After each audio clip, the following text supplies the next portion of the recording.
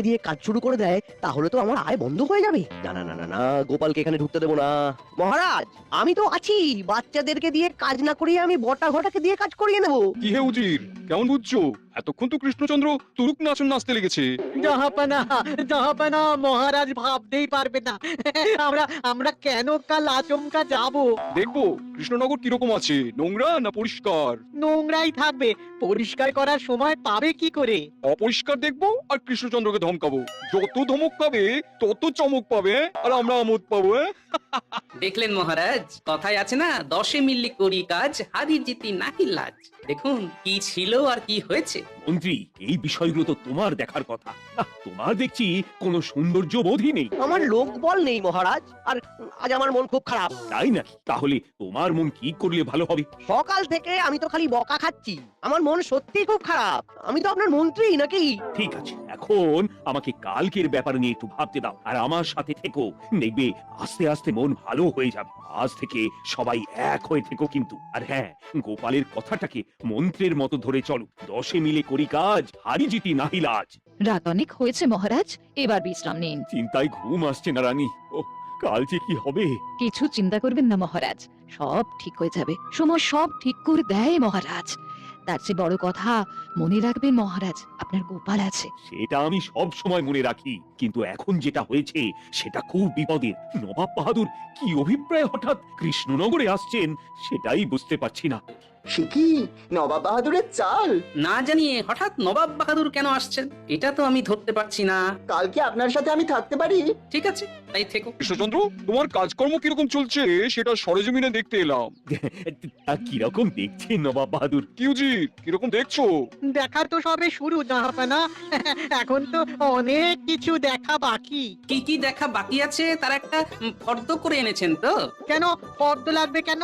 বাহ, হয়তো কোনোটা দেখা হলো না, না থেকে ফিরে গেলেন, পরে মনে পড়লো, তখন মনের কোণে আরো কত জায়গায় ব্যথা বেদনা হবে। ঠিক বলেছে বাবা জীবন। আমরা তোমার রাজ্যে ত্রুটি বিচ্যুতি দেখতে এসেছি। চলো দেখাও দেখাও। বিচ্যুতি কিছু কি পেয়েছেন নবাব বাহাদুর? বিচ্যুতি তো পেতেই হবে জাহাপানা, চলুন তো এবার নদীর ধারে। হ্যাঁ, ঠিক বলেছো উজির, এই নদীর ধার দেখতে হবে। চলো কৃষ্ণচন্দ্র, তোমার নদীর ধার দেখবো। চলো চলো। নবাব বাহাদুর কি চাইছে সেটাই তো বুঝতে পারছি না। নবাব আর উজিরের মতিগতি তো ভালো দেখছি না। ওরা কোনো না কোনো উপায়ে মহারাজকে ছোট দেখাতে চায়। দেখি নবাব বাহাদুর আপনারা কত দূর যেতে পারেন। খেলাটা বেশ জমে গেছে, আমাকে নবাব বাহাদুরের পাশে দাঁড়াতে হবে। হ্যাঁ হ্যাঁ, জটিলতা ছেড়ে সরল ভাবে বলো কি বলতে চাইছো। বুদ্ধির কাছে পাথর হালকা। তার মানে তুমি কি বলতে চাইছো গোপাল?